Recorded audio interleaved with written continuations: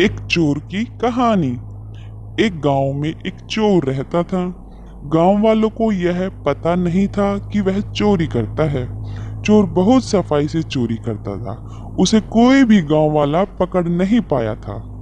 गांव वाले यह जानते थे कि चोरी तो गांव में होती है, लेकिन चोर कौन है यह किसी को नहीं पता था। अम्मा, गांव में चोरी प्रतिदिन बढ़ती जा रही है। अम्मा, कल रामू के घर में भी चोरी हुई है। बेटा, इस शरीफों के गांव में कौन हो सकता है चोर। भगवान करे उसका जल्दी ही पता लग जाए।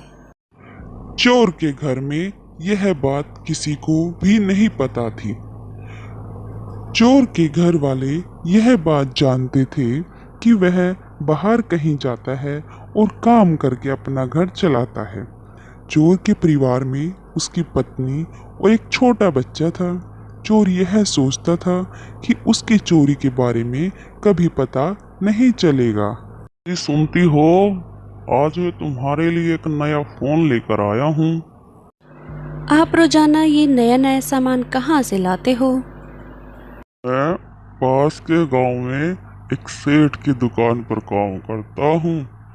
सेठ मेरी वफादारी से खुश होकर मुझे नया नया सामान देता है।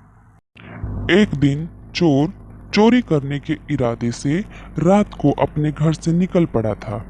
उसकी पत्नी को उस पर शक हो गया था, क्योंकि वह रात को क्या करने जाता है।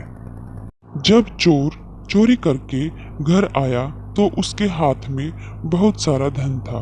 जब चोर वापस आकर सो गया तो उसकी पत्नी ने सब देख लिया था। वह समझ चुकी थी कि वह एक चोर है। अगली रात को भी चोर चोरी करने निकल गया था।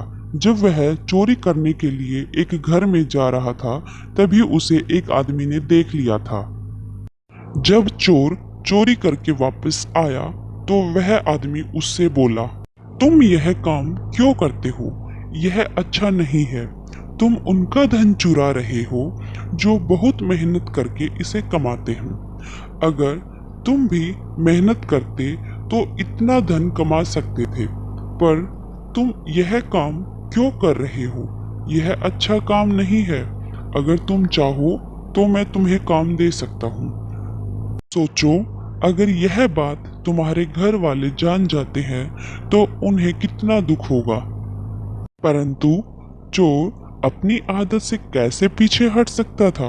वह आदमी की बात सुने बगैर ही वहां से चला गया। वह घर आया तो देखा कि उसकी पत्नी उसका इंतजार कर रही थी। आज चोर पकड़ा गया था। अब उसकी पत्नी को सब कुछ पता चल गया था। अब मैं तुम्हारे साथ नहीं रहूंगी। मैं अपने बच्चे को लेकर जा रही हूँ। मैं एक चोर के साथ नहीं रह सकती। उसकी पत्नी ने उसका साथ उसी वक्त छोड़ दिया और वहां से अपने बच्चे को लेकर चली गई। चोर की जिंदगी में अब कुछ नहीं था। वह यह काम तो अपने परिवार के लिए ही कर रहा था। अब परिवार ही नहीं है तो वह इस काम का करेगा भी क्या। सुबह हो गई और चोर अपने घर के सामने बैठा था। तभी वही आदमी वहां पर आ गया जिसने उसे समझाया था। तभी चोर बोला, भाई मुझे माफ कर दो। अगर मैं आपकी बात मान लेता तो मेरी पत्नी यहाँ से नहीं जाती। अब मैं अकेला हो गया हूँ। उस आदमी ने कहा कि अगर तुम चाहो तो अच्छा आदमी बन सकते हो। मैं तुम्हें फिर कहता हूँ, क्या तुम मेरे साथ काम करोगे? उस चोर ने उस दिन से चोरी करनी छोड़ दी। वह उस आदमी के यहाँ पर काम करने लग गया था। उस आदमी के यहाँ पर उसकी पत्नी और बच्चे थे।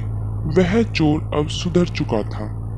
हम अपनी जिंदगी में गलत काम करते हैं और उसका असर हमारे परिवार पर पड़ता है। इसलिए कभी कोई ऐसा काम ना करे जिससे आपके परिवार में परेशानी हो। धन्यवाद।